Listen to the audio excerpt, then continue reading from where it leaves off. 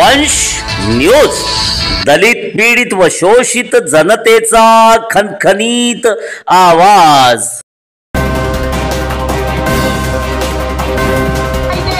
की या आंधळ्या बहिऱ्या सरकारच्या कानठळ्या बसल्या पाहिजे, त्यांच्यापर्यंत तो आवाज पोहोचला पाहिजे। त्यामुळे जनसामान्यांचा आवाज हा एसीत बसणाऱ्यांच्या कानापर्यंत पोहोचला पाहिजे, बंगल्यात राहणाऱ्यांच्या कानापर्यंत पोहोचला पाहिजे, असा आवाज आपल्या सगळ्यांचा आला पाहिजे। आवाज दो, नहीं चलेगी, नहीं चलेगी, नहीं चलेगी, नहीं चलेगी,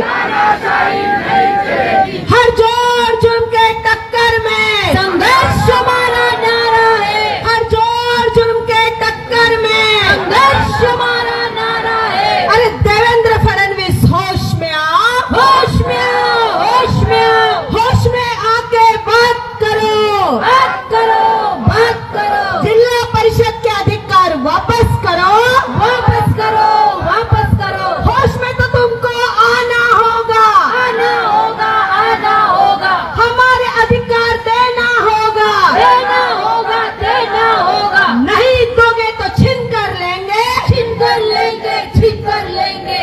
या सरकारचं करायचं काय? खाली डोके वरती पाय। हुकुमशाही सरकारचं करायचं काय? खाली डोके वरती पाय। जनता विरोधी सरकारचं करायचं काय? खाली डोके वरती पाय। सर्वसामान्यांच्या विरोधी सरकारचं करायचं काय? खाली डोके वरती पाय। सूटबुटांच्या सरकारचं करायचं काय? खाली डोके वरती पाय। अदानी अंबानीच्या सरकारचं करायचं काय? खाली डोके वरती।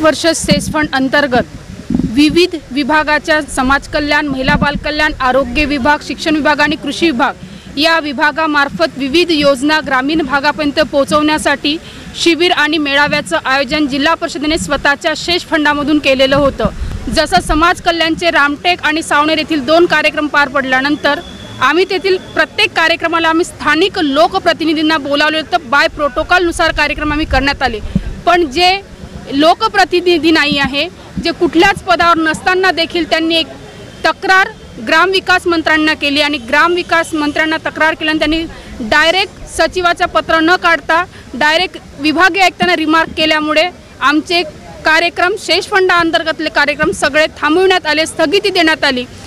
आमच्या स्वतःच्या उत्पन्नातून हे कार्यक्रम घेत असल्यामुळे त्यांचा कुठलाही अधिकार आमच्या स्वनिधीवर नाही आहे, त्यामुळे त्यांनी दिलेला स्थगिती हे सरासर चुकीची आहे आणि त्यामुळे आम्ही ग्रामीण भागापर्यंत पोहोचण्यास त्यांनी अडथळा निर्माण केल्यामुळे तो अडथळा सुरळीत व्हावा यासाठी जिल्हा परिषद नागपूरच्या वतीने या ठिकाणी आज एक दिवसीय धरणे आंदोलनाचं आयोजन केलेलं आहे। या भारत देशामध्ये राष्ट्रपिता महात्मा गांधींनी हा दिलेला विचार आहे, हे दिलेली प्रथा परंपरा आहे। लोकशाहीमध्ये लोकप्रतिनिधीवर समजा अन्याय होत असेल तर धरणे करण्याचा मूलभूत त्याचा अधिकार आहेच, हे त्यांनी त्यावेळेस सांगितलं।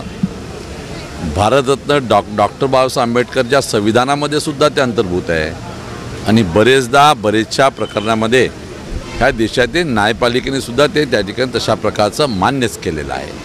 आणि म्हणून जिल्हा परिषदच्या एकंदरीत अधिकारावर केंद्र शासनानं 73वी घटना दुरुस्तीच्या अंतर्गत जिल्हा परिषद आणि स्थानिक स्वराज्य संस्थेला जे अधिकार दिलेले आहेत त्या अधिकारावर हनन हे राज्य सरकार राजकीय आकाशापोटी करते।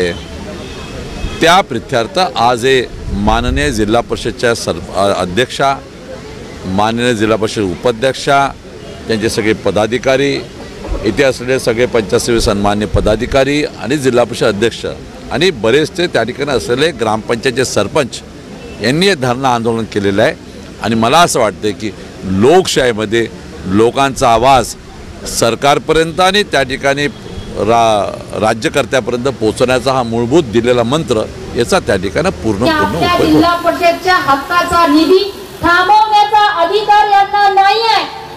जर एखादा आम्ही चुकीचं काम करत असेल तर तो निधी तुम्ही आम्हाला विचारणा करू शकता, चौकशी बसवू शकता, पण डायरेक्ट जिल्हा परिषदच्या शेष फंडाच्या निधीवर जर असा स्टे आणत असेल आणि स्थगिती आणत असेल तर आपल्याला शोकांतिका। आमचा व्हिडिओ जास्तीत जास्त लाईक करा, शेअर करा आणि आमचे YouTube चॅनल सबस्क्राइब करा।